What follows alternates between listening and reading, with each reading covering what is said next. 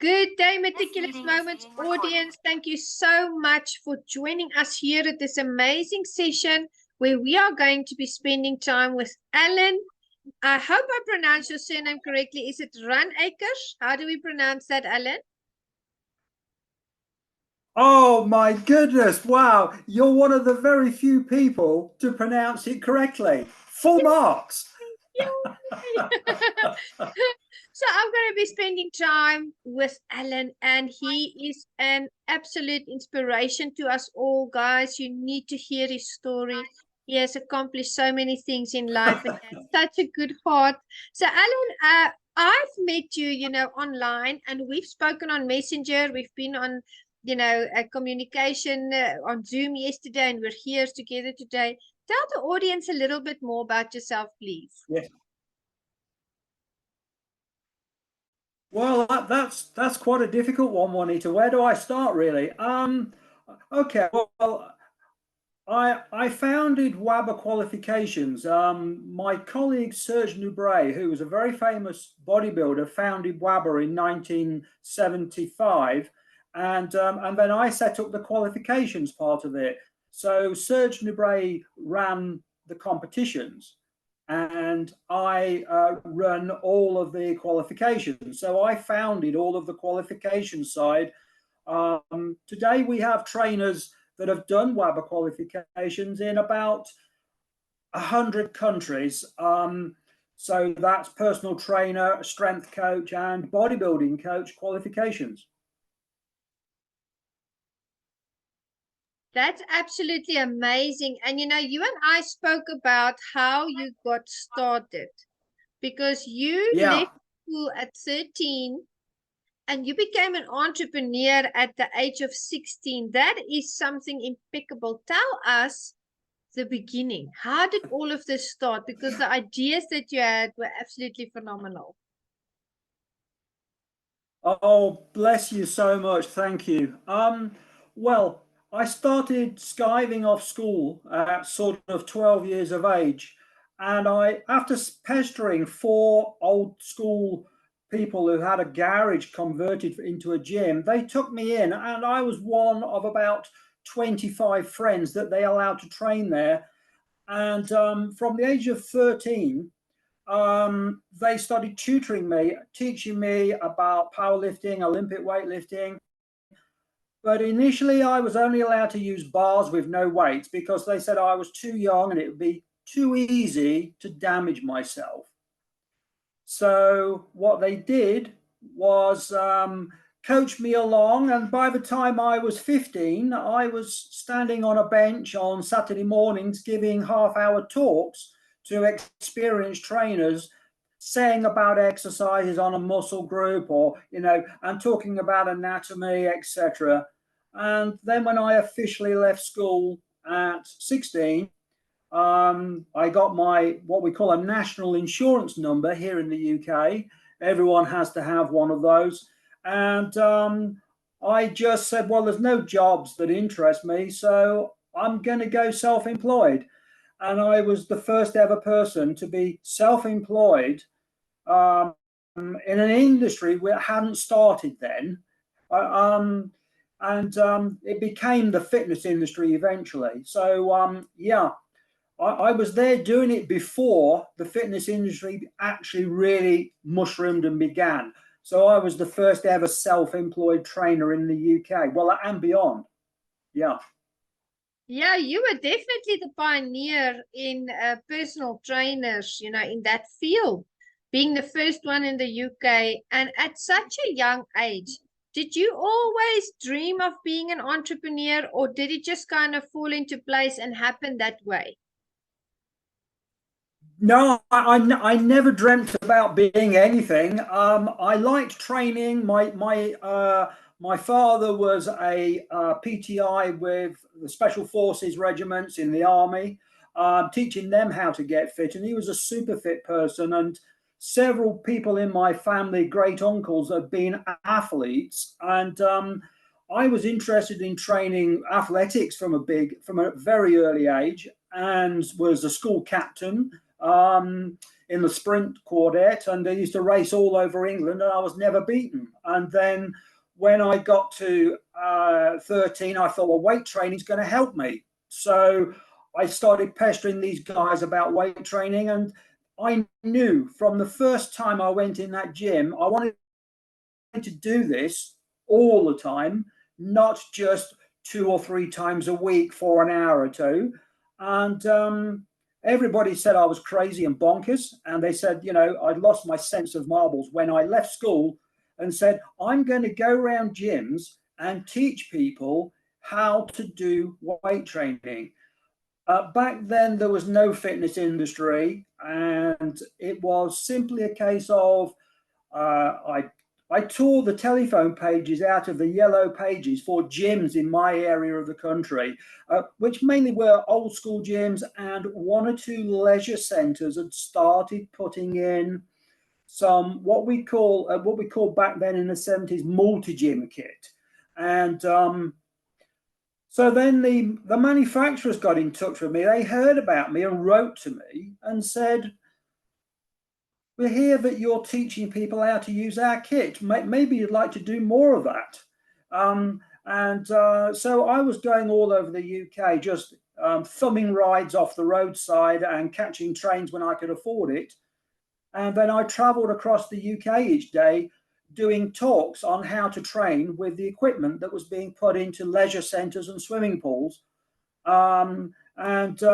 Yeah, back then, of course, there was no mobile phones, there was no internet, there was no email. So if people wanted to get in touch with me, I had to call them from a public phone box and make a note in my diary to call them a couple of weeks later in case they wanted me for a day. So I used to get work in these places initially. I would show them how to use the kit, and then they would have me back for sickness cover for staff who were sick or holiday cover. And I would do the graveyard shifts, you know, the weekend shifts or bank holidays, Easter, Christmas time when no one wanted to work. I would go and do those shifts, and my sort of word spread a bit. And then I started training a few people, and I trained a champion by the time I was 21. And then I had some universities asking me, would I go and give talks? And of course, they couldn't get a phone number for me because we were too poor to have a phone. We didn't even have water in the house I was living in. It was in the backwoods of nowhere. And, you know, the water came out of a stand pump at the bottom of the garden. So having a phone was not going to be a luxury that we could have. So I used to go down to the phone box about 500 yards down from the house, and I would ring around and see if I could get a day's work. And then I would keep ringing around. And when I went anywhere, I would say, okay, well, if you want me, I'll be available in a couple of weeks' time. I could come back. And it developed like that. And the universities started writing to me and sending letters to my home saying, we've heard about you. Would you like to come for a day so we could learn more about what you're doing? Nobody's doing this. So by 22 years of age, I trained 1 or 2 champions in sport, and then I started writing content for university courses on what was the fledgling courses on sports science. And so I started giving input on what the training would be, the weight training. And I used to stand there, you know, quite amused. Behind the straight face, I'd be very amused because I'd be chuckling to myself thinking, my God, I'm getting paid for something that's an absolute passion, and it's not work. This isn't work. I'm being paid to talk about my favorite subject, you know, and I couldn't believe my luck. And as you can hopefully tell, I'm still as passionate now today, Yes. 50 years later, than what I was when I started. I'm still as passionate now. And, you know, when I went in the gym this morning, there's always people talk to me, they kind of know who, oh, it's that guy from WABBA or something of the sort. But nobody really kind of knows too much. I keep myself to myself in the gym I train in. But, you know, I'm always willing to show people and give them some tips. And it's almost as fresh today as it was 50 years ago. It's just like I started yesterday. Yeah, I I'm can still as see that. passionate. I can absolutely see that. The first time we had a virtual coffee, when you start to speak about what you do, it's like your whole face lights up. And I was thinking to myself, I see the tenacity, I see the resilience, but I also see the innovation. I see you utilize, and that's the true spirit of an entrepreneur. Taking those risks, going that extra mile, investing in what you believe in. You invested your time, your effort, your ideas in what you believed in, what you are still passionate about today. And when we look back over everything that you've done in the interim, it's just amazing how everything weaved together. And you and I were talking about marketing the other day. And I mentioned to you, we had that conversation that today there's so many ways to market. There's so many social media platforms. There's so many tools that we have. I mean, AI is coming to the fore, but there's nothing, in my opinion, stronger than the word of mouth. And that's essentially in those days how you built up your business, how you were invited to the universities. People that also were ignited with your passion, that also caught that vision of what you wanted to do. They were spreading the word of mouth, and that's how you grew, and that's how you are, you landed up here today. I mean, how did it feel when you were invited to lecture after having been criticized for leaving school and doing what you were passionate about? What was that feeling like the first time that you were invited? Okay, well, Juanita, This meeting is being recorded. How did it feel for me? How did it feel for me? Yeah, well, it was not really knowing how reality really was, because it didn't seem real. It seemed surreal, and I'm going among my peers there around the country who are the top people in the education establishment, and they're saying to me, "Tell us how you do this, and tell us why you do this, like on a machine, why you use it a certain way." And so I thought, well, do you know what? I'm going to learn a bit off them as well. So I used to pester people in the anatomy and physiology departments, and what I used to do is I used to go and sit in the back of the seminars, and then sit at the back, and then take the information in, and then I used to pester them to let me sit the exams. And then I used to sit the exams with other students, and that is how I winged it and got a degree. Not because I'm an educational buff, nothing, far from it. But my first degree was merely because I had a passion for something, and I was willing to go and sit at the back, and I used to pester people to let me listen to their tuition. So I found out who was the best person on kinesiology. There was a professor at King's College in London, and who was the best person on anatomy, and I went to a university department for that. And I used to sit there and take all my notes, and then they would help me with my talking when I was talking in places around the country day to day. So that was kind of like a trade-off mentally. I thought, well, okay, I can justify myself by what I'm doing, but I need to know more. So I used to want to know more all the time. So I went and did a seminar where they asked me to go on a stage, which I wasn't expecting. And it was at the old school I used to belong.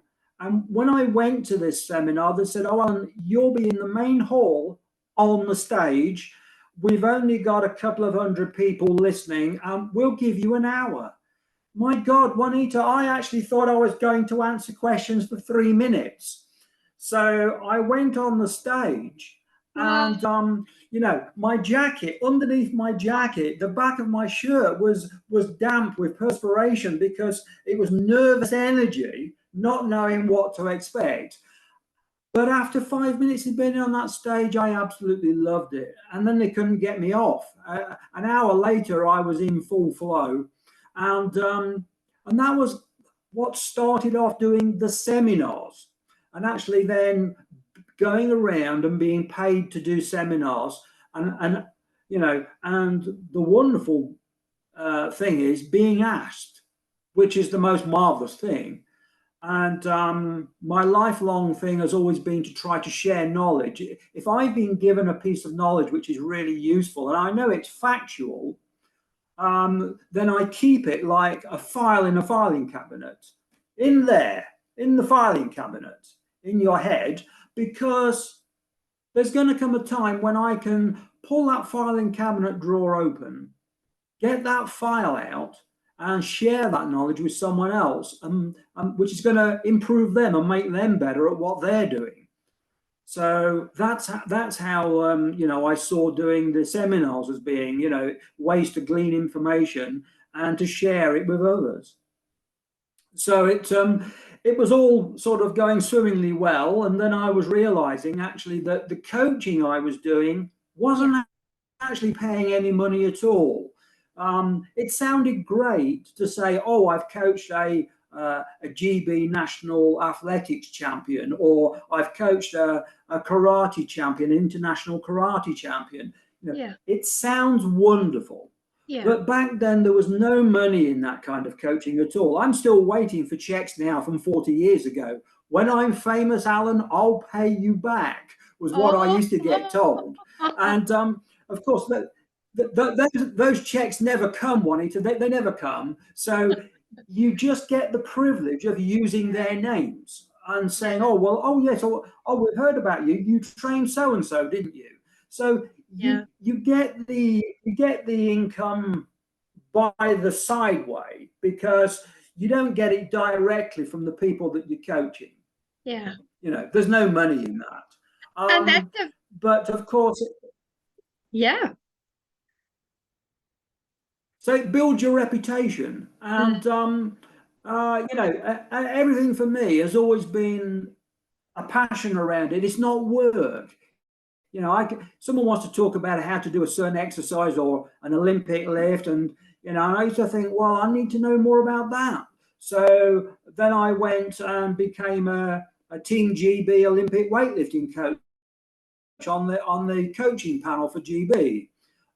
So I went through all the training courses and learned that, and there was 8 of us, and I thought, wow, I'm one of 8 people in the country that are on this GB Team GB panel of coaches. So then I thought, well, I'll learn more about powerlifting. So I was competing in powerlifting at the time, but I didn't know a lot about it.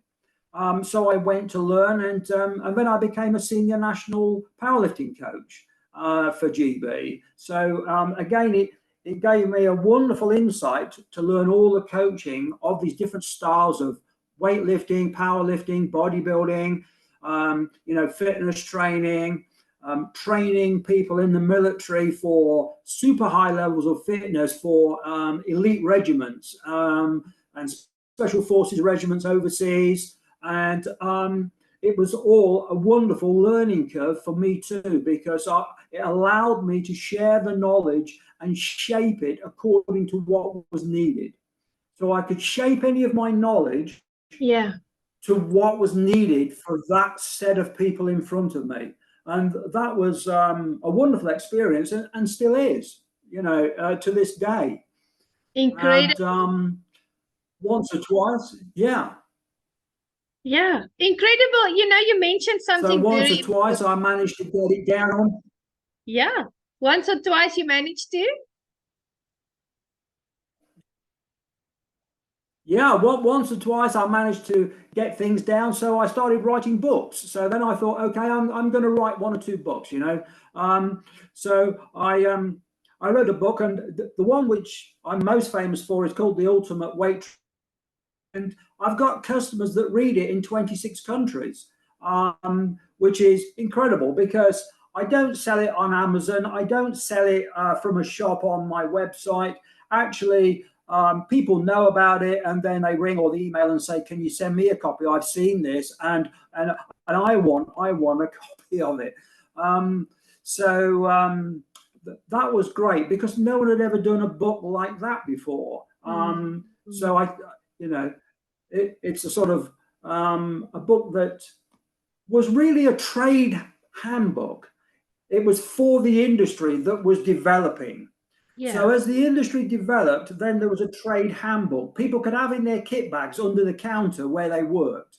And if a customer came in and asked them something about an exercise and they didn't know it or couldn't remember what I'd shown them, then that instructor could then get out that weight training handbook and they could flick through the pages and they would see the exercise there, photographed, all the information about it, all the main muscles used, the agonist, the antagonist, the fixators, the synergists, how to do the exercise, how many sets, how many reps for what kind of training. So there'd never really been a book like that before. So I knew that was something that I wanted to achieve, and doing that was it was an incredible experience as well, So that was one of the 3 books that I published. There's some more to come, but I'm going to start those later this year.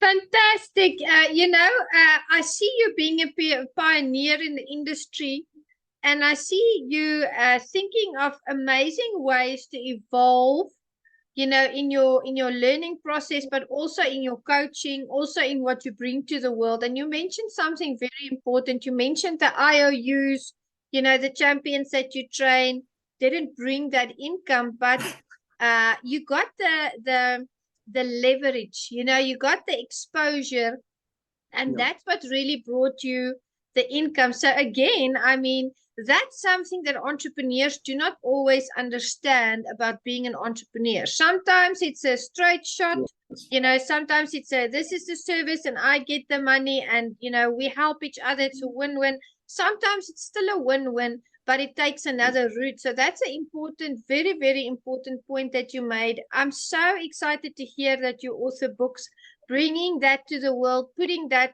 in writing, helping them with the manuals. Yeah. And I had a question, and it pertains to training. And what I wanted to know was, I often hear that teenagers shouldn't start training before the age of 13. And then I hear other people saying, no, but there are children out there. And I'm asking this specifically because there are parents out there that love to train. They have their own personal trainers, but they're not sure of when their children should start that journey. What's a healthy age? Now thinking of physiology, not rushing something, but when they're ready. What's a healthy age for anyone to start training in their teenage years?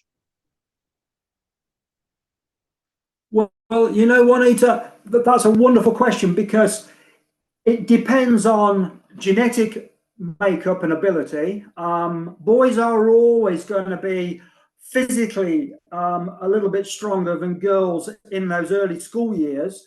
It's not till later on that girls, if they do training, then can catch up and overtake a lot of boys. So it depends whether they're a boy or a girl. It depends on their physical makeup. I was already, training daily on athletics and, body weight exercises way before I was 13. But even then, when I went to the gym, the 4 guys that took me under their wing, these were ex-champions themselves. And they said, okay, I pestered them and pestered them. They said, all right, you can come, but you can only lift the bar with no weights on it. You can only have a pair of dumbbell handles with no weights on it. And on the machines we've got, you can use the frame and the first little plate, but no more for the first 6 months until we make sure that your body is okay and your joints are adapting to it. And that was the best advice I was ever given by anyone, because it meant that I didn't use my over-enthusiastic ego as a 13-year-old. Oh, I'm going to get big and strong by next year, next month or next week. And the first 6 months was learning the techniques. And they made me do every technique, Juanita, exactly as the exercise originally was meant to be. And I had to pay forfeits if I didn't do as they told me.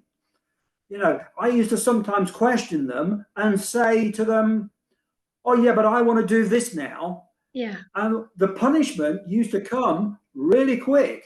And the punishment was, okay, Alan, you want to do this. Prove to us that you're worthy. Get Oh, on the chinning bar. And I used to have to hang from the chinning bar. And then when my grip gave way, they used to tell me to get back up because I wasn't strong enough yet. And I wow. used to have to hang from it until my grip gave way. And they said, you know, you will never ever wear wrist straps. You will never ever wear hooks or anything to help you with lifting. A Yeah. strong grip is the first thing to learn. And Oh. also to listen to us and not to question us is the other thing to learn. And they used to punish me with that regularly. But they would get up on the tuning bar at the side of me on the next bar, and Yeah. they would say, it's easy, isn't it? Look at me, I'm talking to you, and I'm not falling off it. So obviously, you're not ready to progress yet.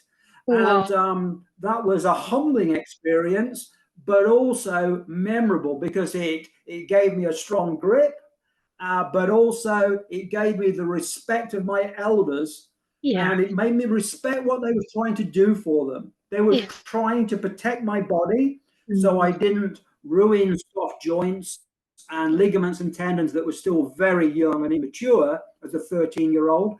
Yeah. And it was a period of progressive hardening of my body. And then after 6 months of perfect techniques, then a little bit of weight was put on, then a little bit more. And then as the months and the years went by, obviously, you know, you get better and better all the time.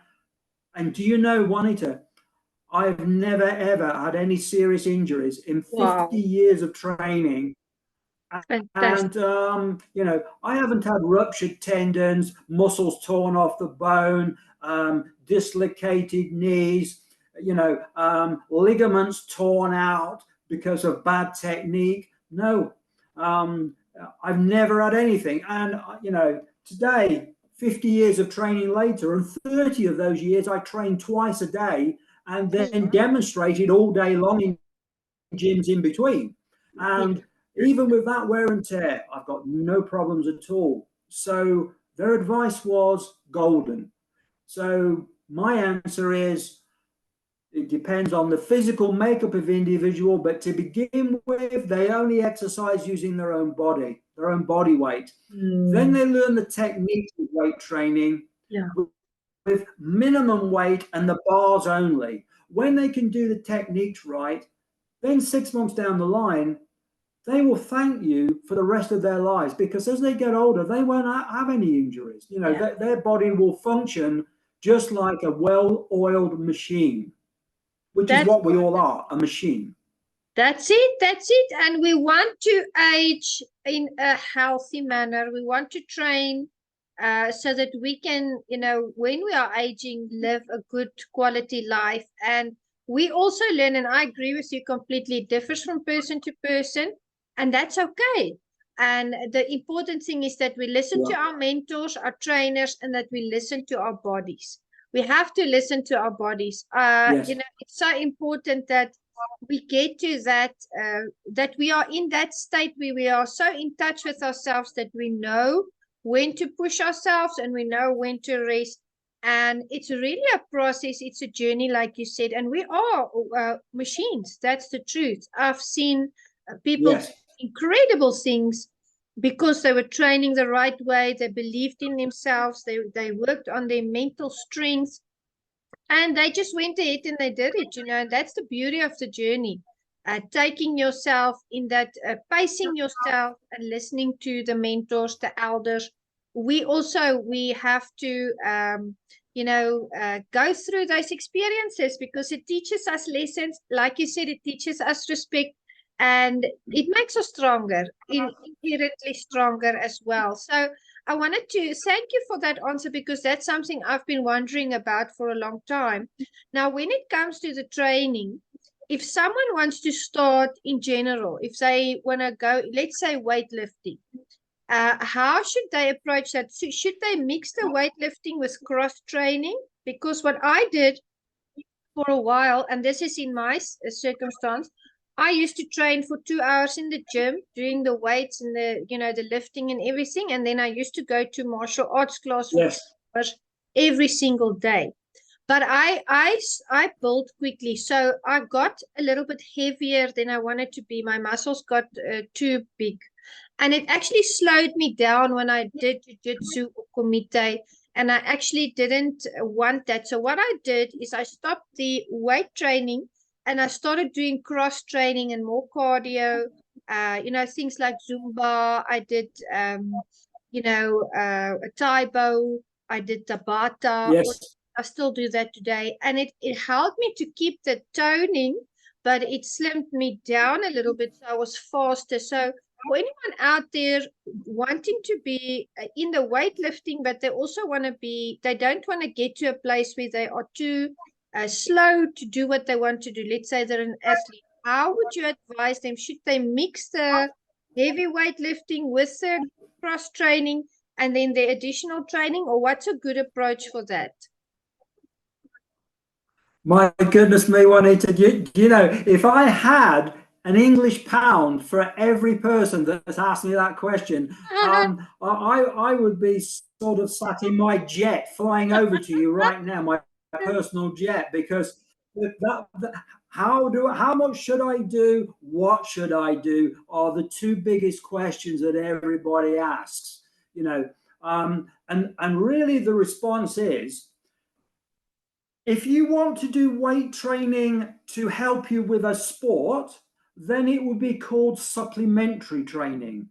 Now, that means that supplementary training does not take over the volume of training that your sports training does. It should be less. It only supplements it. It doesn't equal or replace it. So, for an example about martial arts, and if you want to train for martial arts, but you want to get better, well, in martial arts, to get better, you need two really important components of fitness, speed and power. And speed and power, strength times speed will give you the power. So you need to block out every 4 to 6 weeks of the whole year into, let's say, your morning session in the gym before your day begins. So for every 4 to 6 weeks, you'll do a mesocycle, and it will be on fitness training to begin with. Then it will go to elite level endurance training for 6 weeks. Then you'll move to strength. Then you'll move into power. And then you rotate those around the year. And then you adjust them according to how your performance is improving in your martial arts every evening that you are training for, 2 to 3 hours. Because what the main essence is about is to improve your speed, your power, your endurance without getting bigger. Because if you get bigger, you're going to be slower. The fastest martial artists are no different to the fastest boxers. The flyweights, the bantamweights, they move like lightning. Their hand speed is blurringly fast. So it's not about being big and bulky. It's about being lightning fast. And to train for that, you don't want to be consuming huge meals, loads of protein, and everything else that goes with that, which is all to do with weight training, because it's actually going to slow you down. So what you need to do is you need to actually train for speed, not for size. People think you go to a gym, oh, I'll lift to get stronger, I have to get bigger. Not so. The strongest people I've ever met are people, which are 9 or 10 stone, but pound for pound body weight, they can lift, press, punch faster, more powerful than someone who's 14 or 15 stone, if you train for it correctly. So it is really all about the right sets of rep strategies, the right percentage of your power maximums. Too many people go to the gym, and Juanita, I see this all the time. I go in a gym and I'm there to do a seminar with some people, and you see people coming into the gym, all like me this morning when I went training. There they were, they come in, they go to the dumbbell rack, they get a couple of dumbbells, they lift them up and shake them and say, yep, these are heavy enough. That's all the science that they used. what we should do is go there using science. We should be using a percentage of our 1 RPM maximums for a given result. And if your given result at the moment is endurance, then every workout in that gym for the next 6 weeks is focused on very high repetitions, 25 to 50 reps per set, 3 sets. And it's going to be a lot less than 60% of your 1 RPM to be able to get you at that high repetition value. And that, of course, means that your ability to resist lactic acid buildup in your muscles is far greater. So then when you are doing your martial arts competitions, for instance, you know, other people, their arms start to get heavy, their legs get heavier as time goes by in a competition. Not so with you, because you will have trained to defeat the onset of lactic acid. So, you know, it's horses for courses. You know, if you want to be in powerlifting, you know, wow, some of the strongest powerlifters I've ever met are 9.5 stone girls who can press 140 kilos on a bench press, you know, or squat 250 kilos. And you think, oh my goodness, how the hell are they doing that for their size? It is all about, you know, pounds compared to power, you know, the body weight in pounds compared to your power. The higher your power to weight ratio, the better you are. You don't have to be bigger, because yes, being bigger slows you down. And for most people, you know, it does slow them down. You get a few people like heavyweight boxers, weight training they do is not heavy. They're big guys, they're 15, 16 stone, but they don't do really heavy weight training. They do lighter weights to try to just keep the endurance there, to go with the road running in the morning, the 6 miles every morning, and then the bag work in the afternoon, the speedball work and everything else. So it's all about training, you know, it's training smarter, not harder. That's the way. I like that. I really like that because, you know, it's everybody wants to be the best at their sport. Everybody wants to be the best version of themselves when they're athletes as well. And I've also been in those times where I didn't realize what I should be doing, and therefore I did more weights, and then therefore I got slower, and I started doing the cross training, and I was able to fix that. And that's a good feeling. You know, when you connect the dots and you realize, okay, this is what works for me. Let me rather do lighter weights, do more reps per minute. I still have that, you know, the muscles that I want to have, and I still have that power, but now I'm faster. And you also mentioned something very important. You mentioned diet. If there's someone out there, all questions that I've had to, you know, work out for myself as I went along my martial arts journey. If there's someone that wants to tone down, that wants to shred, but they don't want to lose their muscle, you know, the amount of muscle that they have, what should their diet include? Should they still do the protein powders, shakes? What does that look like? Well, the first thing is to do it slowly, not quickly. You know, I'll give you a couple of comparisons to show you how that works. You know, in bodybuilding, normally to start preparing for a competition to the day that you walk on the stage, it would be a 12 to 14 week to get into shape, 12 to 14 weeks of diet and exercise, and coming down with the weights lighter, increasing the reps, increasing the intensity, you know, and bringing your calories down week by week, bringing them down. But you don't want to get too hung up about, oh, should I be still taking protein supplements? Should I be doing this? Should I be doing that? The first rule is aim for as long as possible to get yourself into shape, not as short as possible. If you're willing to say, okay, I'm going to do it slowly over a year, it will be a far more enjoyable experience, far more productive experience than the pain that you have to go through to do it in a few weeks. So I'm talking about general members of the population. People that are into training and have done it for years don't mind the pain. They don't mind the suffering. But new people coming into the industry every day who want to get in shape, you know, I say to them, look, you know, if you've spent the last 10 years getting out of shape, why do you expect to get into shape in 4 weeks? It's not going to happen. So let's take a year to get you back towards being in shape. And what we can do now is we can look at the amount of calories you have per day.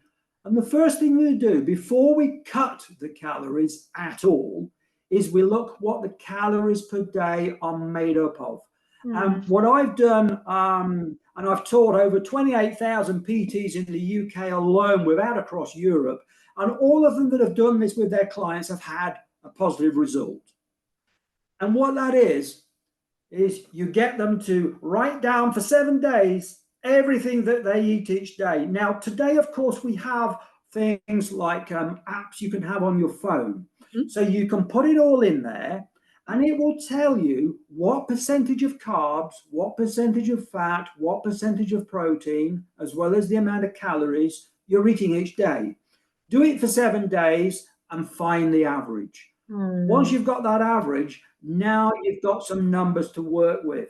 So now you can actually say, right, the maximum, absolute maximum you can ever cut someone's calories without them going to the cupboards in the kitchen to raid the fridge as well for snacks. Never ever cut a client's calories by more than 10%. It's a golden rule. You cut more than 10% and they will go hunting for snacks. They'll only last a day or two and the willpower will not be there. Straight to the fridge. They'll be raiding the fridge, they'll be raiding the cupboards, and they won't confess this to you in your PT meetings with them. They will keep that to themselves. So what you've got to do is say, okay, it's going to be a maximum of a 10% cut. And that cut is going to be the only cut we're going to do for the next 4 weeks whilst we start you on higher repetition exercise, lower weights, more sets, lower rest periods, and a little bit of cardio at the end of each weight training session. Now, that's a really important point all in itself, Juanita, because everybody does cardio at the beginning. Ever since the fitness revolution started in 1988, when the fitness revolution across the world started, everybody started doing cardio before weight training. Wrong way round. You never ever do cardio before weights, because the first energy system your body uses when you start exercising, body weight on the floor, cardio machines, weight training, whatever it is, your first fuel your body uses is carbohydrate. Now, carbohydrate is the only fuel that your white fast twitch muscle fibers use for anaerobic weight training. So if you want to get more lean muscle mass and increase your metabolic rate, you need the carbs whilst you've got them at the beginning of your workout. So it's anaerobic weight training first, burns up all your carbs. Then you go onto the cardio at the end of your weight training. Now your metabolic rate has been elevated by up to 300% from the intense weight training. 40 minutes, 45 minutes is all it takes. So now you go on to the cardio, you're burning 3 times the amount of calories per minute that it says on that screen on the machine. Because that machine doesn't know you personally. It doesn't know your physiological makeup. It's a predetermined calculator. It means nothing. So you can at least multiply by 3 times over the amount of calories per minute you're now burning. And of course, you know, your fat burning at the end is what you're after. That's it. So weight training first, used up nearly all of your carbohydrates in the white twitch, the fast twitch muscle fibers. Now, when you go on cardio, your red slow twitch, your type 2As come in. Now, they can use carbs, but they can also burn fat. Something that your anaerobic white fibers can't burn is fat. So now you're going to burn two fuels to power you on the cardio and keep you going. And you're going to strip off 3 times the fat calories per workout of someone that trains cardio after weights compared to someone who trains cardio before weights. Wow. So you're going to get 3 times the quicker results just by doing that. Not a lot of people know that these days. Oh, I'm making notes. Because everybody's in the fitness fad. Everybody's in the fitness fad, and the fitness, oh, bless you. So that is the way around that. And then in a month's time, I come back to you as my client and we see how you're doing. Do I put you on the scales? No, I don't. What I do is I say to you, Juanita, when you go home tonight, think on this. Go in the bathroom, strip off, look in the mirror, and see if in the mirror you look like there's been a little bit of improvement. Come and tell me next session. So you come and tell me. I already know the answer. I already know. If you've not been cheating on your diet and you've been doing the weight training first, the cardio after, I know for a fact that you're going to be leaner and meaner than last month. So I already know the answer. Wow. It's time immemorial. It's proven. It works for everybody. So do I cut any more of your calories in month 2? No. What I do now is in month 2, I say, all right, Juanita, now we need to get your balance of fuels correct. Because you've got 3 fuels. You've got carbs, fats, and proteins. Proteins for repairing muscle, carbs for powering your exercise, and fats as your reserve fuels. And also to reinforce every cell in your body, you need some fat in your diet. So what I find now is I want to try and get you maybe on, say, a 40-40-20 split. 40% carbs, 40% protein, 20% fat. And if at the moment, according to your app on your phone, you are 40% fat, that shows me and shows you exactly where you're going wrong. And it shows you and me that we can afford to take half of those fat calories off you, and we can spend them on carbs for energy and spend them on protein for muscle repair. And actually, we haven't made another cut at the moment in your calories. All we've done for the next month, for month 2, is we've balanced your fuels to get them correct. Now you're running like a Ferrari, not like a 20-year-old Ford. Now you're like a brand new Ferrari. Good. Okay, so now we've tweaked your engine. And then in month 3, then we can look at the calories again and see whether or not we can shave just a little bit off the calories if we want to speed up the lean process. But of course, if this is going to be done over a year, it's going to be a wonderful experience. It's going to be a pleasure. You're going to get excited every month that goes by. If we try and do it with most people in an 8 or 10 or 12-week period, for most people, it's very hard work and it can be a bit demoralizing. So we want to look at that, and we want to make it enjoyable. We don't want to make people feel like, they're being punished for doing it. We want them to enjoy it so they'll refer us to other people. Referrals are worth more than an advert. Yeah, that's the truth. And it's true what you say, if they try and crunch all of that into 8 or 10 weeks, like you said, they're not going to enjoy it. And then it probably won't last. They won't enjoy it. They'll maybe reach their target, but they won't make that a lifestyle. But if they take it slower, if they go through the process and enjoy the process, the way that you help them along, the way that you mentor them, coach them, Then at the end of Yes. the day, it becomes a lifestyle. And that's what we want. We want a healthy lifestyle. Absolutely. Yeah, and we want to look after that Ferrari. Yeah, absolutely. You know, the training you've got to get out only what you put in. You know, I always told people the truth right from the beginning. Oh, can I come once or twice a week and I'll get great results, won't I, Alan? And I used to stand and look at them plain faced and say, no, you won't. As a beginner, you're going to do 2 or 3 sessions a week, Monday, Wednesday, Friday, or Tuesday, Thursday, and a day at the weekend, depending on your lifestyle.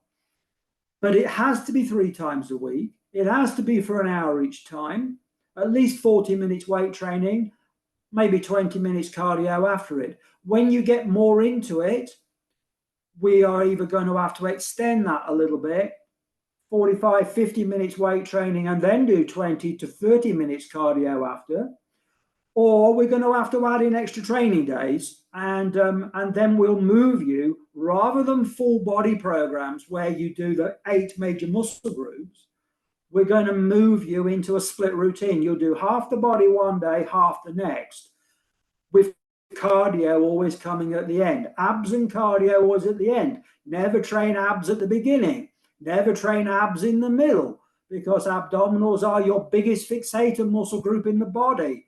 And if you train abs at the beginning or in the middle, anything that comes afterwards, you can't train as efficiently. So it's always weights, then the cardio, and then the abs right at the end. You know, so we can increase from 3 times a week, maybe up to 4 times, you know. Yeah. So then we can put more into those sessions, because we're still going to have the 50 minutes on the weights, but now we're only doing half the body. So we can increase the sets, we can increase the reps, and we can maybe add 1 or 2 more exercises on those muscle groups. So we can improve all of that now by doing that. So yeah, it is a slow, gradual process. You know, unfortunately, today we have the internet, which has given us this wonderful opportunity together. But unfortunately, the internet is full of experts on videos giving tuition. Oh, you do 5 exercises on your chest. Oh, you do 4 exercises on your biceps. Really? When you consider that, you know, you have to be at Mr. Olympia level to be able to do anything like that and survive those sessions, then no, for most people, it's a lot less. The internet, unfortunately, is telling everybody to get on a split routine straight away, to be doing 3 or 4 exercises on their shoulders when they first start. It's all too much, Juanita. It's all too much. You know, it's a full body program when they first start, 3 times a week, and split routines come later. And even then, it's only a couple of exercises per body part. Some people, for large muscle groups like the back, it might be 3 exercises.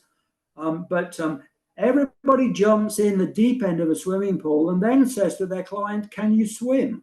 It's all too late then. You know, they get tired, they get worn out, they quit. And then they go into something else. They go to Taibo, they go to a martial arts class, they go to a cardio beachfront class for a few weeks. They get tired, they get bored, they get fed up, they change again. So there's no consistency with people that jump in at the deep end. You got to bring them in the shallow end and then slowly immerse them into it over the first year. And that way you'll keep your clients, which means you get money in the till if you're a trainer, and also the clients keep the results and keep their enthusiasm. Absolutely. I made notes here. I'm going to apply all of this. The weights are first, the cardio is last. All the other exercises first, then the abs last. That makes sense. So I've got my notes here. I'm going to apply them. And you know, the tips that you give make sense. The tips that you give have been proven through the people that you've coached. You've been there, you've done that, you've seen the results. So audience, apply these tips because Alan has been doing this for so many years. This is his life, this is his passion, and he wants the best for you. How do the audience get a hold of you, Alan? Absolutely. How can they get a hold of you to get themselves into this win-win position where they become your, you have this wonderful new client that you can help, and they get to have the body and the fitness level they want, and they get to keep it as well. And of course, that means a lot of wonderful positive changes in their lives, levels of energy, fitness level, going into their sports, becoming champions. Yes. How do they get a hold of you? Oh, well, of course, with the power of the internet, it's so easy now, Juanita. Thank you for the opportunity to say. Um, if they go on Facebook and they just, facebook.com/WABBA.qualifications, and it will bring you straight to my main page. I do posts every day, and every Friday I do an article for the fitness industry. I do Mythbuster articles and I do all sorts of stuff. There's a different subject every week and it rolls on around the whole year. So every Friday, look out for those articles. And of course, drop me a message, message me. If you feel that they can, then by all means, send me a friend request or follow me, and I'll be delighted to be a friend and follow them back and to help them if I can. And just act as a signpost for them to show them the direction to waste the least amount of time, because there's many ways to get to a point, but some ways are longer and much harder. Some ways are nice shortcuts and can be much more enjoyable and easier. And that's what life's all about. It's about not wasting time for years getting despondent because it's never worked.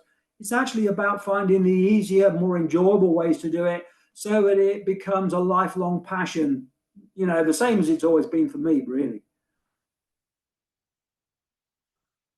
I've got also a website they can get a little bit of information from, and it's WABBA, WABBA.fitness, and WABBA.fitness tells you all about the courses we do and the training that we do, and we actually train people, of course, with the power of the internet. Now we train them across the world, without them having to leave their home very much. So there's lots can be done there. But by all means, for email contact, a messenger on facebook.com, just go for WABBA.qualifications and they can find me and tell me all about it. And if I wanted to also add something else in, if they want to go and have a look, for some instructional videos, if they go and search on YouTube, if they search WABBA, WABBA qualifications, you will see the WABBA qualifications logo come up on YouTube. Click on it. There's over 800 instructional videos on there showing you all the technical know-how on every exercise you'll ever want to do in the gym. They're all on there, free to watch, and they're all demonstrated by professional WABBA trainers who I've taught, and I actually filmed every one of these videos myself. So they're all students of mine who are now successful. They've got their own chains of gyms, and they adopt the WABBA principles. So you can go on there and you can see over 800 instructional videos for free. That is incredible. Thank you for sharing that with the Meticulous audience. And audience, guys, I have looked at Alan's content, the post that he does as well. I'm going to go and look at the YouTubes as well. He's got amazingly solid content. I absolutely love his posts. The know-how is just phenomenal. Make a point to get in contact with Alan. He is going to put you in the right direction. He's going to show you the right way. He's going to be there with you every step of the way. And Alan, I had a final question before we end this impeccable session. I wanted to ask you something. I was so busy making notes, I almost forgot. with everything that you've shared. Water. I hear a lot of people saying, drink 2 liters of water. Other people are saying Yeah. drink the 1 liter, or they frame it as 8 glasses, and then the 75 hard, that's a whole lot of water. I think it's a gallon or something that you drink.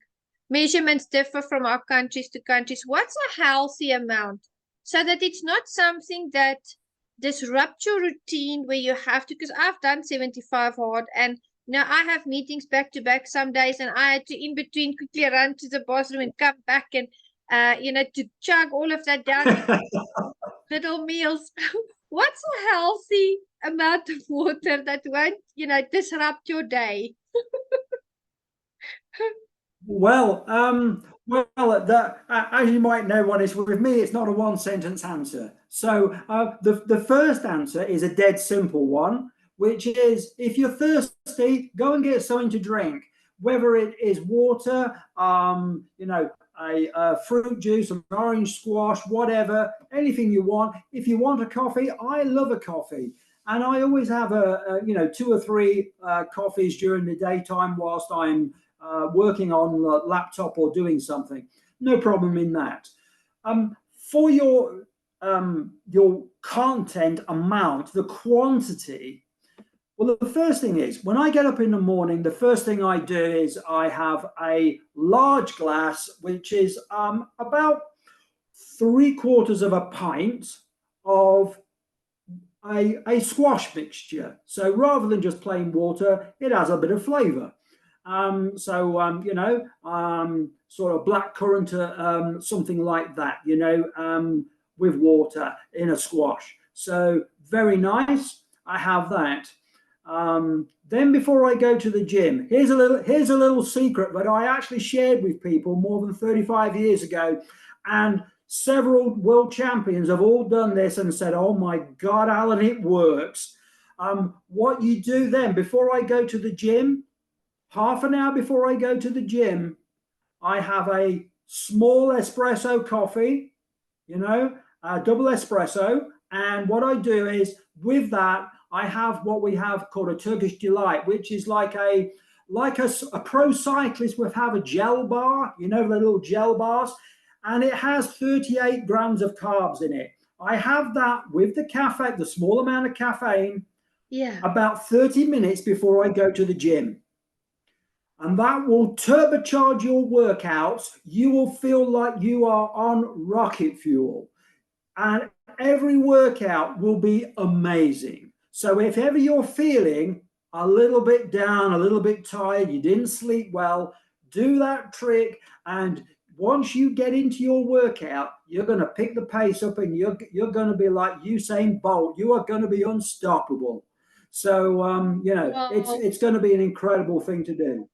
So that's a great natural way of actually getting an energy drink in, if you needed one. Do I drink at the gym? No, because I'm not in there long enough. Juanita, if you go to the gym and you're doing weight training for 45 minutes, or like I do, about an hour and 10 minutes, you don't need to be carrying a bottle of water with you. There's absolutely no need at all. If you are hydrated before you go, you're not going to dehydrate lifting some weights for 45 minutes to an hour. You're not. Everybody these days, ever since the fitness boom of the 80s started, everybody now has their water bottle. Now they have their mobile phone, which you should never take to the gym ever. And, it's a distraction. And what do? They do one set on the shoulder press, and then they're guzzling water down because they feel that they're dehydrated. Absolutely ridiculous. You're not dehydrated. If you yesterday, last night, and this morning when you first got up, if you've drunk properly, you're not dehydrated. So you don't need to be guzzling down water in between sets on every exercise. You don't need to do it. When you get back after your workout, have another big glass of, fruit squash, And then, you know, if you want to have a protein drink, by all means have one. Do I have a protein drink? No. No, carbs are the most important thing when you want to recover from exercise. I would have 2 low-fat yogurts and a banana. That's the first things I do when I get through the door after I've had some juice. Oh, wow. After I've had the squash, then I have that. Yeah. And then later in the day, yes, I'm going to have protein at mid-morning or lunchtime, and again in the afternoon or evening, I'm going to have protein with carbs for sure.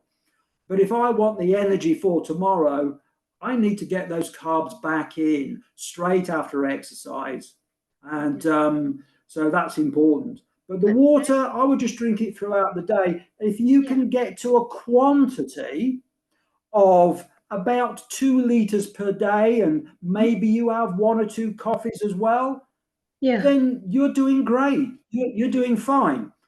If you go in the peak heat of the monsoon season in India, you're going to drink more than that because you're going to be in 50 degrees of heat. So you're going to have to drink more. But in your normal climate that you're acclimatized to and you're used to, 2 liters of water per day, plus, you know, the other things that you drink. If you like to have a coffee or you like to have a squash or things like that, then it's absolutely more than enough, Juanita. You know, there's something called hypermetropia, which is where you actually clog your system up with too much water, and that actually malfunctions your sodium content. And in your muscles, you have something called the sodium potassium pump, and to make sure muscles contract right, the balance of salts outside of muscles and inside has to be kept in balance. And if you flush your body with too much water for too long, you know, you reduce that sodium down, which is great to get leaner, but you can't do it indefinitely. So don't over flush your system with fluids. I have heard of people doing this gallon a day job, you know, and it's too much, Juanita. It's far, far too much. But it was too much. Yeah. Really, for me, honestly, it was too much. I did it. I did it for the experience, but I won't do that every day. I agree with you. It's too much. And you've mentioned some things, some foods that I absolutely love. I'm so happy to hear that coffee and espresso is good. And Turkish delight, that's another favorite. And then yogurt and banana. That should be a part and parcel of every athlete's you know, of their diet. I also love little, you know, these colored milks. Before I go for my gradings, I always have bananas, protein bars, and then that little chocolate steri stumpy. So it just gives me that energy for those few hours that we are grading. And I just want to thank you from the Meticulous Moments audience. Thank you so much for everything that you have shared with us, and we appreciate you. And do you have any words of wisdom that you want to end the session with? It was so amazing. Thank you so much, Alan. Oh, yeah, the thanks is all for me to give to you, Juanita. Thank you for listening to me garble on about a subject I'm incredibly passionate about. You know, it can be intoxicating. You can get too much of it, and you need a break from me then. But it's an absolute pleasure and delight. And what I would say to anybody who's wanting to improve in what they're doing, rule number 1, don't go with all the hype which today is on the internet. You know, everyone is a self-proclaimed expert on the video reels that are everywhere now. You know, most of it, oh my goodness, it's so far from what you should do. So look into it carefully. Don't go with the latest trend, because in a year's time, that training trend, that nutrition trend will have gone. It will be something else, because the only way people stay popular is by coming out with another new trend. So avoid the trends because they blow in and blow out so quickly. Be progressive, be steady, be slow. Don't try and do it in a few weeks. If you can do it in a year, you'll enjoy the journey far more. and you will actually get more results to go with it. And when you look back 2 years, and then you'll say, oh my God, look how far I've come now. You can't do that when you're looking back every day, every week, every month. You don't see the change. The change is noticeable after a year or 2 years of consistency. That's when you see the change. Don't keep looking over your shoulder every workout. Don't keep looking in the mirror every day saying, have I changed? The answer is no, you haven't changed. It will take weeks to make a small change. It'll take months and months to make a noticeable change of any dramatic amount. So be patient, enjoy the experience, and enjoy life. Life for most people is not in the gym. For people like me, yes, it's been my only job in my life. For everybody else, no. They work in Costco's, they work in the local car dealership, they work in an office, they work in a production center. The gym is not their whole life. So go and enjoy it for what it is. Juanita, it's entertainment. That's what it is. It's an escapism for an hour or so, 1 or 2 times a week, 3 times a week, 4 times a week. It's just another escapism, like going to the cinema, going to the movies. It's the same escapism. Yeah. Yeah. So don't try and look over your shoulder every session thinking you've made progress. You haven't. It's slower than that. That's all I have to say for today. And hopefully I haven't bored your viewers too much. Thank you so much. Thank you. I'm sure. Thank you, Alan. Not at all. I'm sure they made as many notes as I have. I mean, I've been writing down a lot of things, and I'm going to rewatch the session to make sure I didn't miss any key components. But I am so thankful. It was a wonderful session. I've learned so much, and keep going. And thank you for everything that you're doing for everyone out there, teaching them the right way. And we'll see you in another session, hopefully in the future, because there's so much more to be shared, I'm sure. Thank you, Alan. Have a beautiful day. Thank you, Juanita. Thank you so much. Thank you. Take care. Bye. Bye.